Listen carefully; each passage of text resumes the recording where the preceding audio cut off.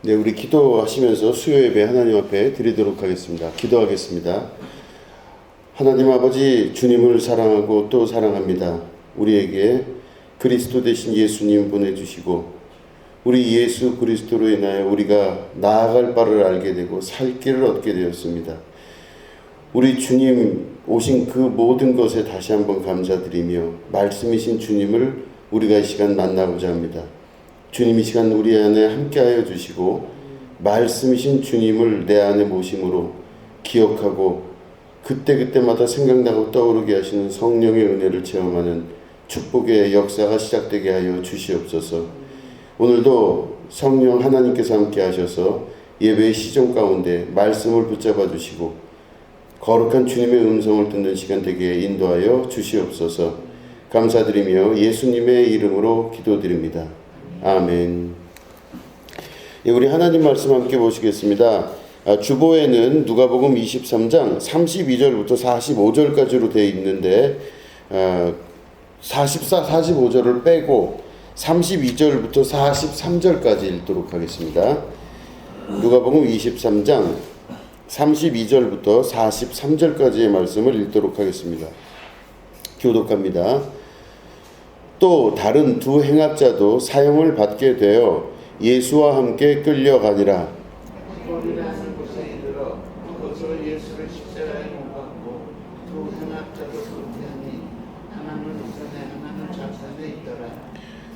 이에 예수께서 이르시되 아버지 저들을 사하여 주옵소서.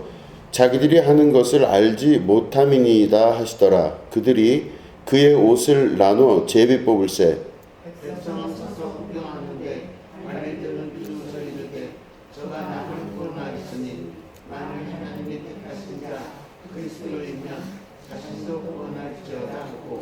군인들도 희롱하면서 나와 신 포도주를 주며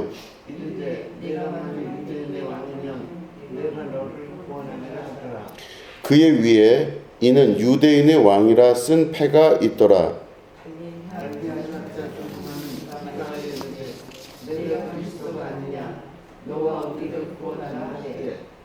하나는 그 사람을 꾸짖어 이르되 네가 동일한 정죄를 받고서도 하나님을 두려워하지 아니하느냐.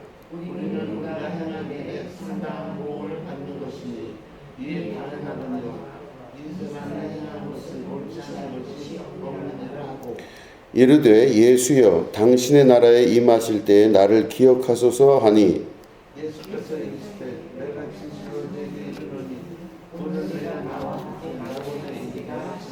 아멘. 예, 오늘은 율법을 넘어서라는 제목 가지고 함께 말씀을 나누도록 하겠습니다. 오늘 우리가 32절부터 43절까지 읽었는데 크게 두 가지 이 내용으로 분리가 됩니다. 첫 번째는 32절부터 38절에 있는 내용이고 두 번째는 39절부터 43절의 내용입니다. 그래서 이 두 섹션에 있는 내용들을 가지고 함께 말씀을 나누도록 하겠습니다. 먼저 32절부터 38절에 있는 내용을 보면 예수님께서 골고다라고 하는 이제 해골이라 하는 곳에 이르러서 십자가에 예수님이 못 박히시게 됩니다. 그럴 때 예수님이 가운데 십자가에 계시고 양쪽에 좌우에 또 다른 행악자들도 매달렸다 이렇게 기록되어 있습니다. 그런데 그럴 때 34절부터 이렇게 보면은 그 밑에 있던 사람들의 등장인물들이 나오기 시작합니다. 그래서 뭐냐면은 백성은 서서 구경하는데 이게 35절에 나오죠.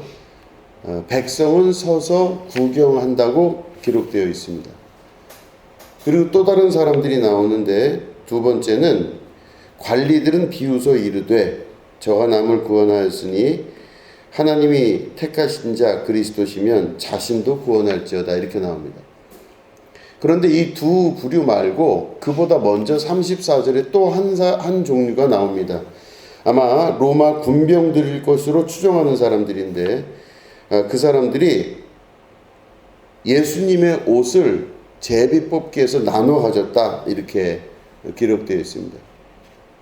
우리가 주님을 그리스도로 인정하고 예수님은 곧 하나님이십니다라고 고백하는 게 우리 그리스도인들의 신앙입니다.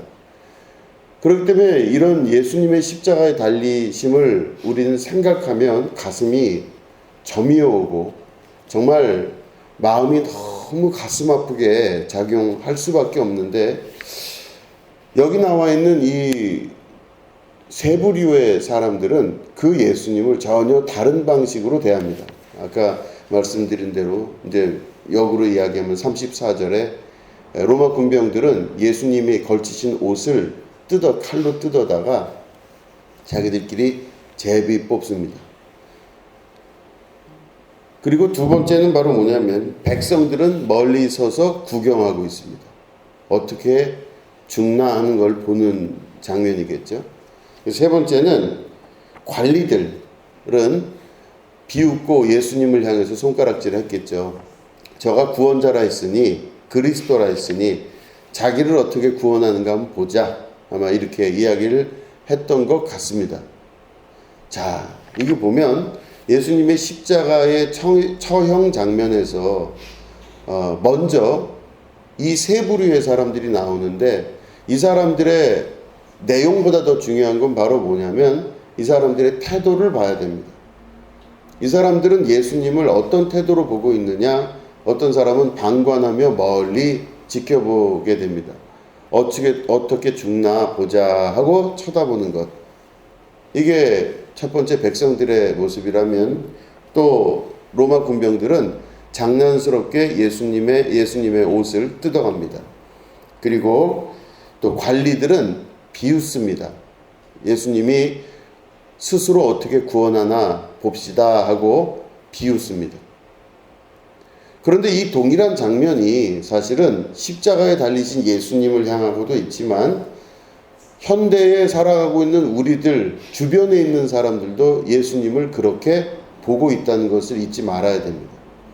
그래서 우리는 다른 말로 하면 요즘도 예수님은 십자가에 못 박히고 계시다고 볼 수 있습니다. 어떤 사람은 교회를 향하여 혹은 예수님을 향하여 혹은 말씀을 향하여 이게 잘 되나 안 되나,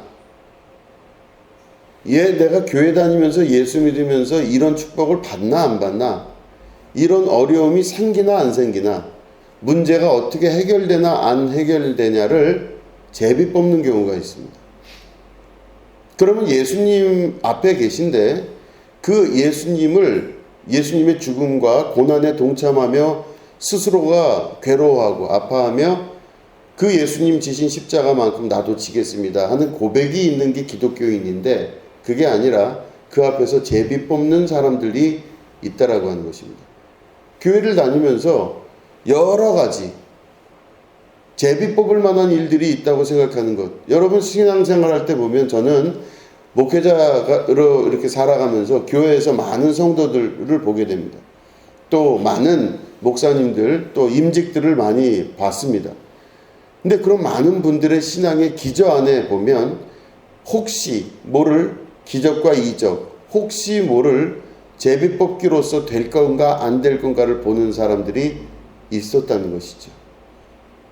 그러면 실제로 우리는 어떤 고백을 해야 되냐면, 주님, 이 모든 게 없어도 저는 주님을 사랑합니다. 주님 한 분만으로 만족합니다. 찬양도 있어요.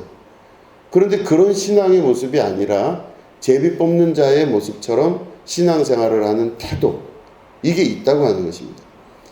이게 어디서 이루어지는 거냐? 이방인들이나 로마 군병 안에서 이루어지는 게 아니라 예수 믿는 크리스찬들 안에서 이루어지는 사건이라고 하는 것입니다.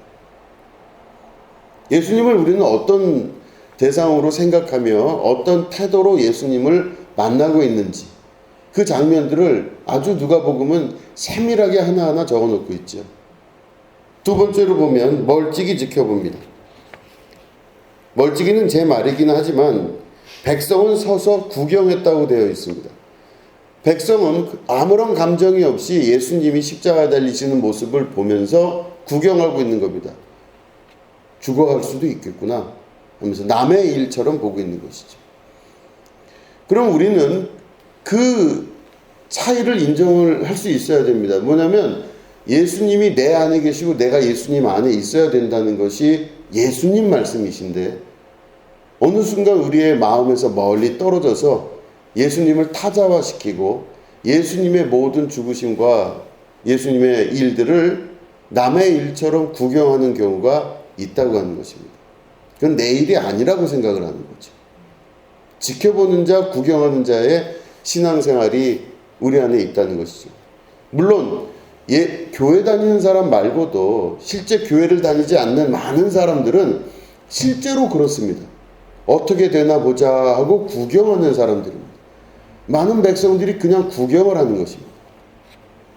세 번째는 어떤 사람들이냐면 비웃습니다. 관리들이 저가 그리스도라 했으니 한번 스스로 구원할 수 있나 한번 보자. 천군 천사가 와서 저 죽어가는 예수 그리스도를 실제로 구원할 수 있나 한번 보자 하면서 비난하고 비웃습니다. 이 사람들이 모여서 예수님의 십자가 앞에 지금 모여 있는 것이죠. 그래서 누가는 이 장면을 넣어야 될지 안 넣어야 될지를 보통 쓰는 사람들이, 기록한 사람들이 결정을 하지 않겠습니까? 성령의 감동을 통하여서 누가는 이 장면을 집어넣게 됩니다. 예수님 앞에서, 십자가 앞에서 그 예수님을 바라보는 세 종류의 사람들을 긴밀하게 집어넣습니다.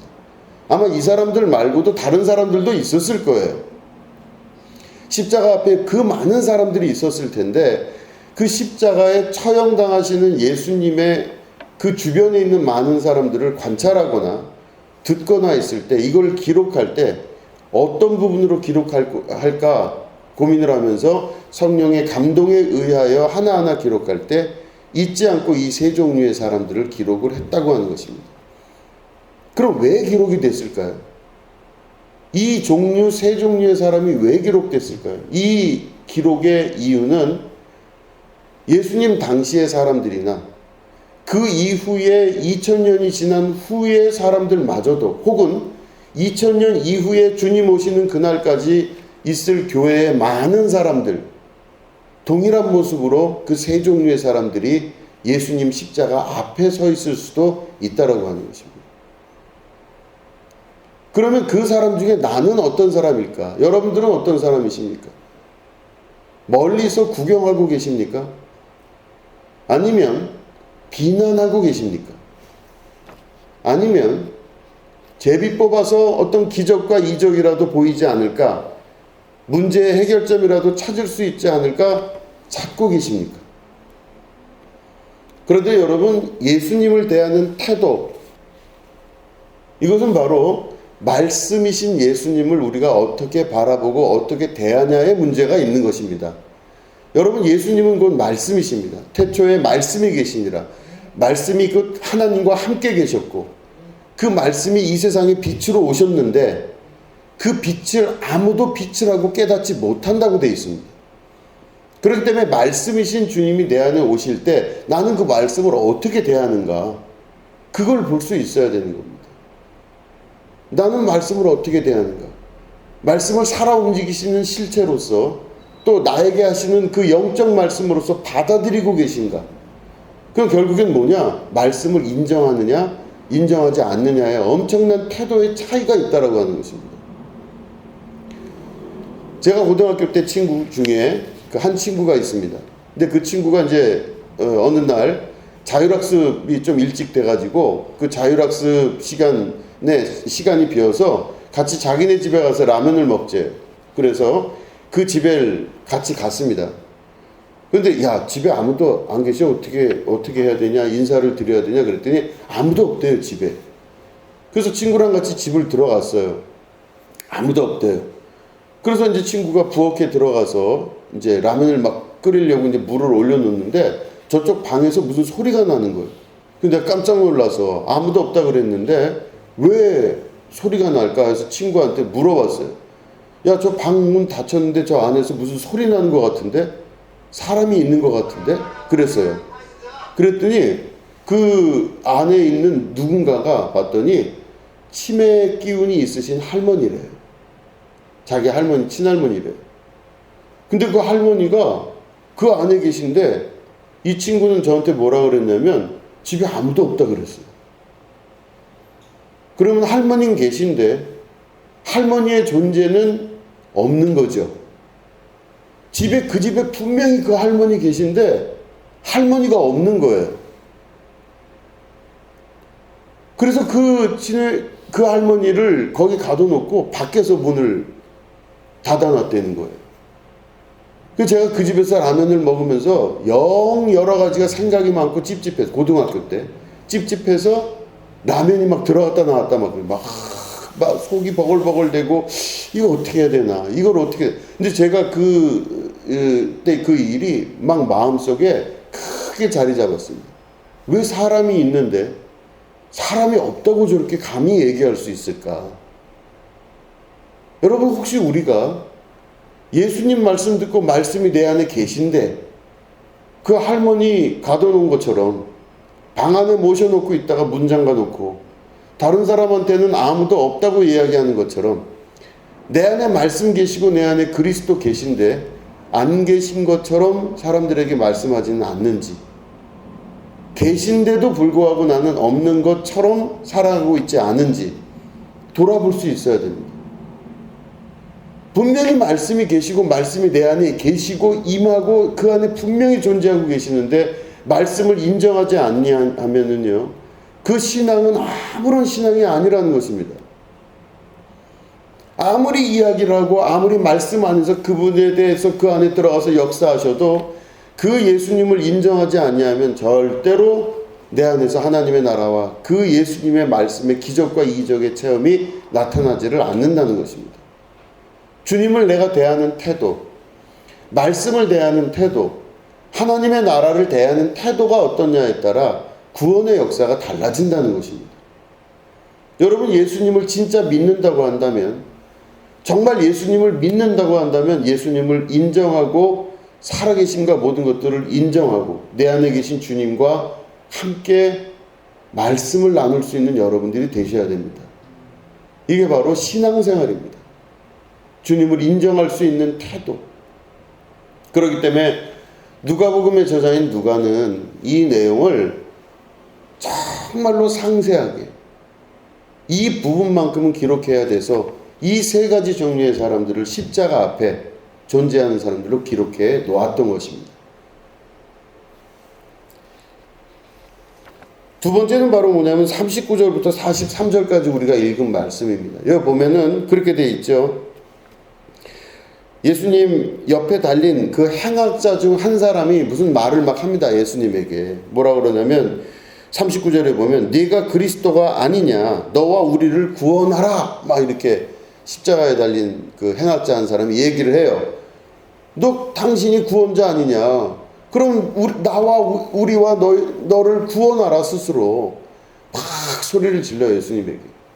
그랬더니 이 다른 쪽에 있는 사람이 40절에 보면 한 사람은 그 사람을 꾸짖어 이르되 네가 동일한 정죄를 받고서도 하나님을 두려워하지 아니하느냐, 이렇게 꾸짖어요.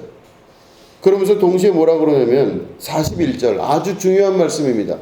우리는 우리가 행한 일에 상당한 보응을 받는 것이니 이에 당연하거니와 이 사람이 행한 것은 옳지 않은 것이 없느니라 하고 이렇게 이야기를 해요. 여러분, 양쪽에 있는 이 행악자가 두 명이 비교가 되면서 다른 얘기를 합니다. 한 사람은 막 예수님에게 소리를 지르면서 구원자라 했으니 한번 구원해봐라, 막 비난하면서 소리를 내서 역정을 내고 있는데, 이쪽에 있는 사람은 뭐라 그래요? 우리는 우리가 행한 거에 대한 대가를 지금 받는 것이지만 저분은 아무런 죄가 없이 여기 십자가에 매달려 계신 것이다, 이렇게 얘기를 해요. 여러분, 이게 얼마나 위대한 깨달음이고 위대한 사람인지 모릅니다. 여러분 보시면 인간사, 우리가 살고 있는 이 육신의 세계에서는요, 원인과 결과가 분명히 있어요. 어떤 사람이 죄를 지면 죄에 대한 대가를 받아야 됩니다. 죄 지면 죄에 대한 대가를 받아야죠. 당연한 거죠. 내가 콩을 심으면요, 콩이 나야 됩니다. 팥을 심으면 팥이 나야 돼요. 뿌린 대로 그대로 거두는 것입니다. 이게 자연의 질서이고 우리가 살고 있는 육체의 세계의 질서입니다. 그러면 반드시 뿌린 거가 있으면 결과가 있는 거예요. 그렇기 때문에 저 사람이 어떤 사람인가를 알려면 그 사람이 무엇을 뿌렸는가를 보면 그 사람을 알 수 있는 겁니다. 그러니까 결국엔 세상의 모든 이치를 설명을 할 때는 뿌린 대로 거두고 내가 뭘 심는 대로 그대로 그 열매가 나오게 되어 있다라고 하는 것이죠. 이게 세상의 원리이고 물질 세계와 육체 세계의 원리인 것입니다. 그렇기 때문에 만약에 결과가 십자가라면, 지금 십자가에 달려 있다면 이 십자가에 달린 사람들은 다 누구예요? 죄인이에요. 죄인으로 판결이 났기 때문에 십자가에 걸리는 거예요. 그러면 십자가에 걸린 사람들은 왜 십자가에 걸렸을까 찾아보면 육신의 생각으로 가면 어디로 가요? 죄인으로 가요. 죄를 졌기 때문에 십자가에 매달린 거죠. 그 사람의 결과를 보면요, 그 사람의 열매를 보면 그 사람의 원인을 알 수 있다는 세상의 원리와 이치라고 하는 것입니다. 이게 세상의 법입니다. 이게 곧 도덕법이며 율법이에요. 율법과 도덕법은 원인과 결과가 반드시 있어요. 그런데 이 십자가에 달려있는 행악자 한 사람이 뭐라고 그럽니까? 우리들은 그 도덕법과 세상의 율법의 기준을 봤을 때 죄를 졌기 때문에 여기 매달리는 게 맞다. 그렇죠? 그건 당연한 거죠. 그런데 그 예수님을 향해서 뭐라 그래요? 근데 저분은 죄를 진 적이 없는데 여기에 매달리셨다. 이렇게 이야기를 해요. 죄를 진 적이 없는데 십자가에 매달리시게 된 예수님. 그러면 결국은 무슨 말이냐면 도덕법과 율법, 다시 말해 육신의 법에 사로잡힌 사람들은 원인과 결과를 다 알 수 있어요. 그런데 예수님은 원인과 결과를 넘어선 죄가 없는데 십자가에 달려 죽으신 결국엔 영적인 문제의 해결자가 되신 것입니다. 육체의 문제가 아닌 영의 문제의 해결자가 되시는 거예요. 영적인 문제는요, 원인과 결과가 있지가 않습니다. 이유가 없어요. 박영선 목사님, 남포교회 박영선 목사님의 설교를 이제 제가 일부 말씀을 드리겠습니다. 욥기를 보면 여러분, 욥기를 보면 욥이 죄가 있어요, 없어요?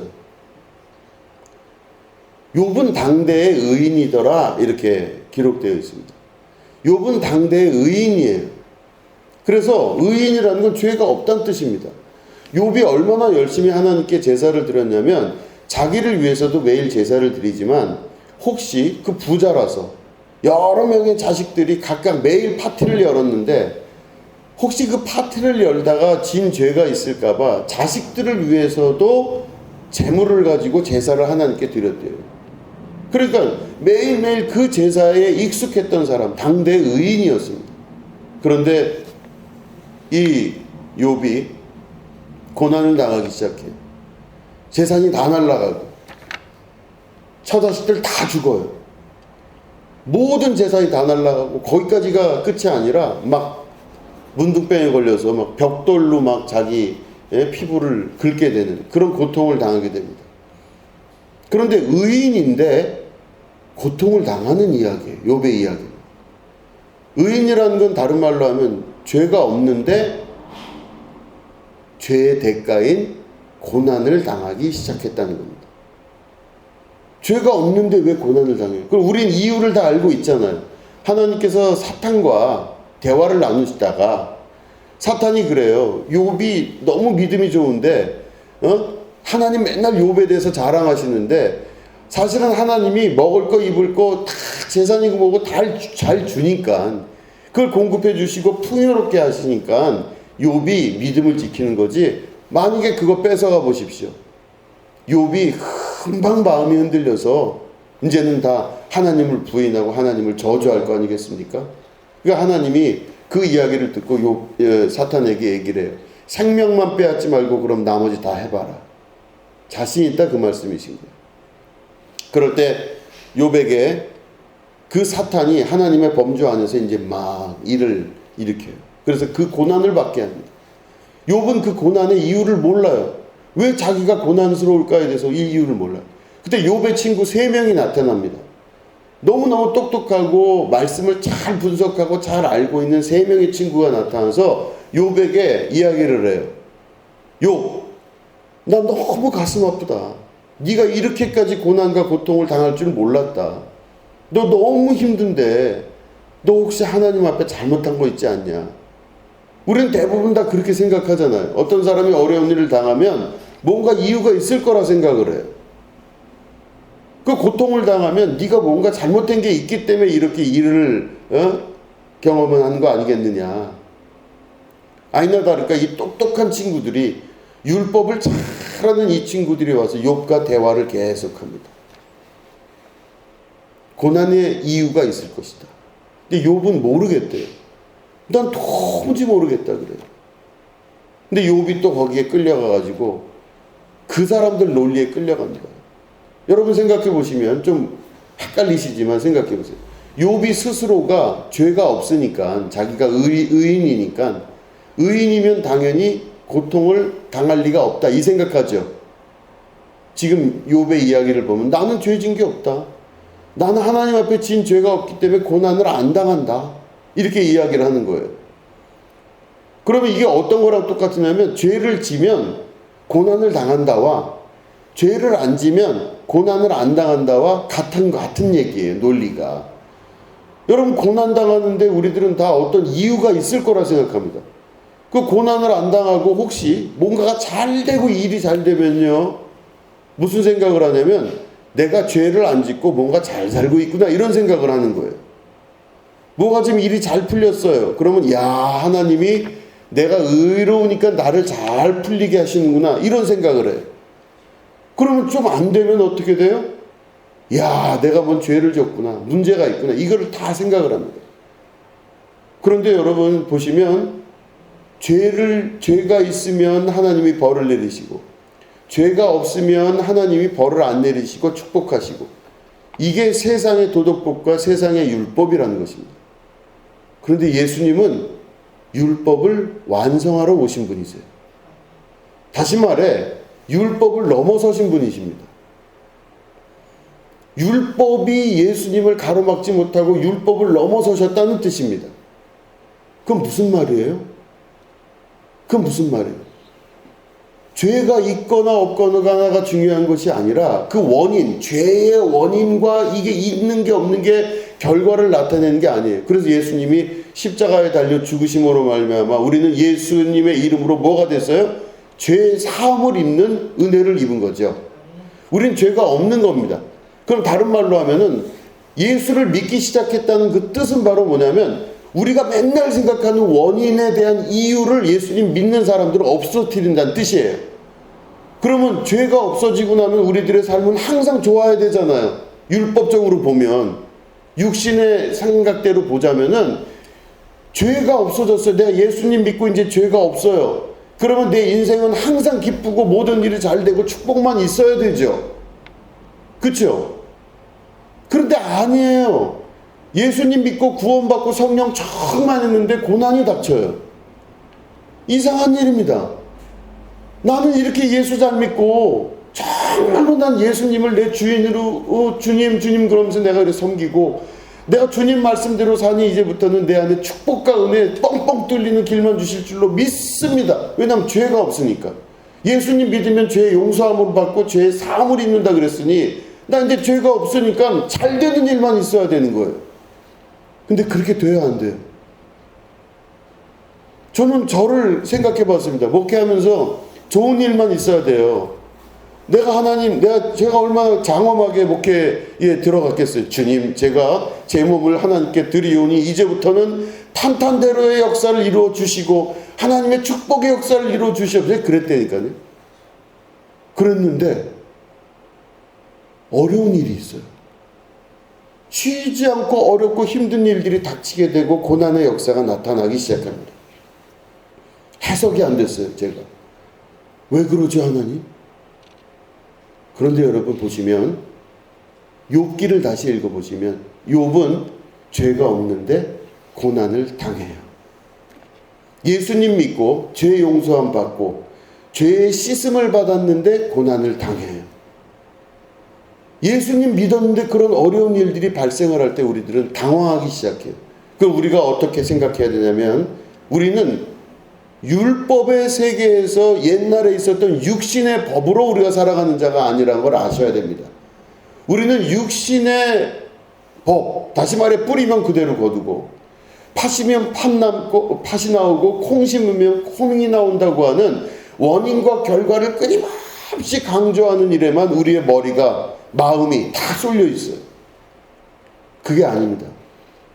우리가 죄가 없어도 고난을 당할 수 있고 어떤 이유가 없는데 그런 고초와 고난이 허락되어진다면 그 모든 것이 다 하나님께서 주신 허락하신 은혜라는 걸 깨달아 알 수 있으셔야 되는 것이죠.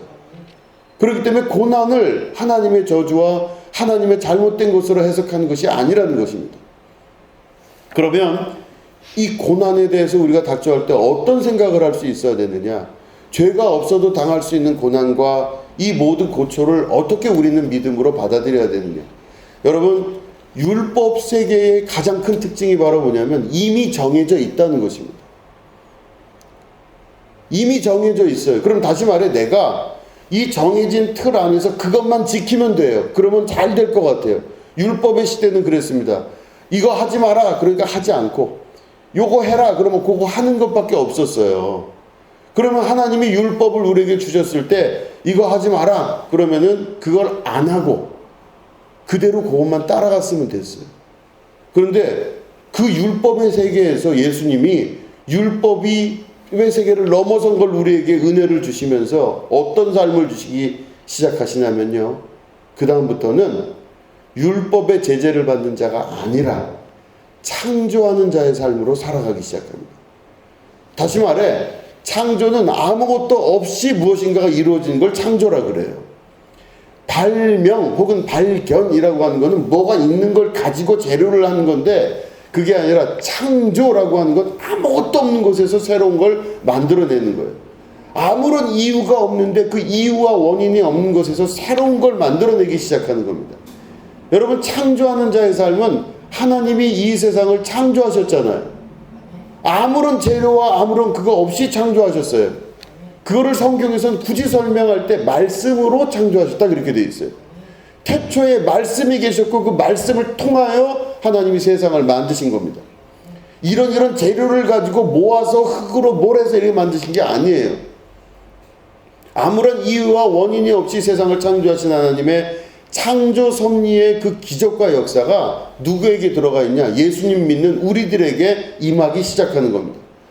그럼 우리는 이미 정해진 것 가지고 사는 자가 아니라 이 안에 있는 주께서 주시는 정말로 큰 자유를 누리면서 하나님의 창조주의 역사 가운데 함께 살아가는 창조의 삶을 살아나가는 겁니다.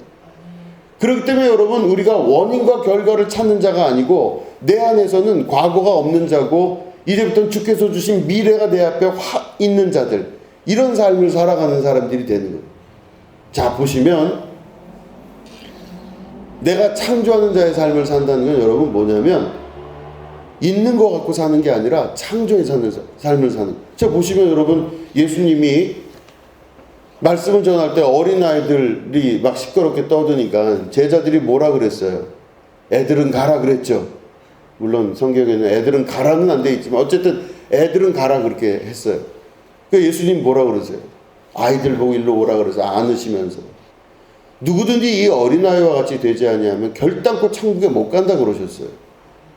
그럼 그 어린아이가 어떤 애예요? 어린아이들은요 과거가 없잖아요. 태어난 지 얼마 안 됐기 때문에 과거가 없어요. 머릿속 지식과 경험이 별로 없어요. 그 아이들은 미래가 훨씬 많아요. 그 아이들이 가야 될 모든 것들은 미래를 향한 창조적인 것들이 훨씬 많아요. 근데 나이가 들어서 어른이 되면 어떻게 되죠? 미래를 향한 창조보다는 살아왔던 방식과 방법대로 살아가요. 내 머릿속의 경험, 알고 있던 지식, 과거를 가지고 미래를 살아가고 있어요. 이게 어른이에요. 그럼 거기 있던 사람들이 사는 방식은 다 어떤 방식이에요? 과거에 가지고 있었던 경험, 지식, 육체의 이런 모든 것들을 가지고 살아가는 어른들이었어요. 예수님이 어린아이를 불러다가 말씀하세요. 여기 어른들은 과거를 가지고 자기 경험과 자기 능력과 자기 생각과 이걸 가지고 살아가는 자들이지만 이 어린아이들은 과거가 없어요. 시작밖에 없는 애들이에요. 태어나면서부터 미래밖에 보이지가 않아요. 그러면 이 어린아이들과 같지 아니하면 천국에 못 들어간다 그러셨어요. 그럼 그 어린아이들은 어떤 어린아이들이에요? 다른 말로 하면 창조하는 존재들이에요. 그들은 창조하는 자를 발명하거나 발견하는 게 아니라 창조하는 존재들이에요. 그렇기 때문에 창조하는 자들의 특징은 바로 뭐냐면 구원받은 자들, 하나님의 능력 안에서 죄가 사함을 받고 원인과 모든 것들이 결과를 좌지우지 아니하는 오로지 하나님의 뜻과 열심으로 표대를 향해서 나아가는 자들에게 나타나는 놀라운 축복이라는 것입니다. 그렇기 때문에 과거 일은 잊으셔야 됩니다. 이전 것은 지나갔으니 보라 새 것이 되었도다. 이전 것이 없다는 겁니다. 예수 믿는 자들에게는 과거가 없고 모든 것이 없고 다시 말해 죄에 대한 모든 것들이 사라지기 때문에 이전 것이 없어지는 거예요. 그렇기 때문에 보라 새 것이 되었도다. 새 것밖에 없어요. 다시 태어나는 자들입니다. 이걸 거듭난다 그러잖아요. 다시 태어난다는 건 뭐예요? 과거가 없어진다는 뜻이죠. 다시 태어난 겁니다. 그럼 과거가 없어졌다는 거예요. 과거가 바로 뭐예요? 원인이잖아요. 이유잖아요. 살아갈 수 있는 어떤 근거잖아요. 그러니까 내 삶의 모든 것들을 좌지우지하는 힘이 바로 과거이며 경험이며 육체이며 율법이며 이 모든 것들을 그냥 지켜나가는 자의 삶을 살아나간다면 이 사람은 창조적인 자가 아니에요. 그렇기 때문에 여러분, 진짜 믿음의 백성들은 어떤 결단을 하냐? 다시 태어나야 되고 거듭나셔야 되고 죄가 사라진 자의 믿음을 살아야 되고 그 다음에 창조하는 자의 삶을 살고. 그럼 창조하는 자들은 어떤 자들이 창조를 할까요? 자원하는 자입니다. 하나님께서는 자원하는 자를 기뻐하시느니라. 내 스스로가 자원하는 겁니다. 누가 하라 그래서 하는 것도 아니고 누가 이렇게 살으라 그래서 사는 것도 아니에요.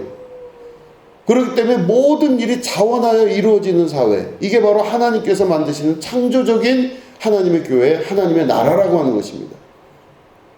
하나님의 나라는 그래서 자원하여 하나님을 찬양하며 자원하여 하나님의 말씀을 받아들이고 자원하여 하나님을 영광스럽게 하는 그 역사들 안에서 일어나는 힘이라고 하는 것이죠. 자, 말씀을 정리하면 행악자 한 명의 한 말이 이렇게 위대한 말입니다. 우리들은 죄가 있어서 이 결과를 봤다. 그럼 다시 말해, 우리는 육체의 삶을 살아서 육체의 결과를 이렇게 받는 건 당연하다. 그러나 저분은 죄 진 게 없다. 근데 진 죄가 없는데 저런 십자가의 결론에 다다른 것은 저분은 육체로 사신 분이 아니라 영으로 사신 분이며 저 예수님은 육체의 문제가 아니라 영의 문제를 해결하러 오셨고 그 영의 문제는 결국 우리 모두 죄인 중에 살아가는 우리들에게 주께서 주시는 신령한 하나님의 형상을 닮은 자로 회복시키시는 창조자로서의 삶을 살아갈 수 있는 능력의 백성이 되는 것이다. 이 말씀을 하시는 것입니다. 여러분, 이 행악자가 깨달았던 그 말 한마디가 성경 전체에서 흐르고 있는 엄청난 힘이 있다는 걸 믿으시고 여러분 다시 태어나시기 바랍니다.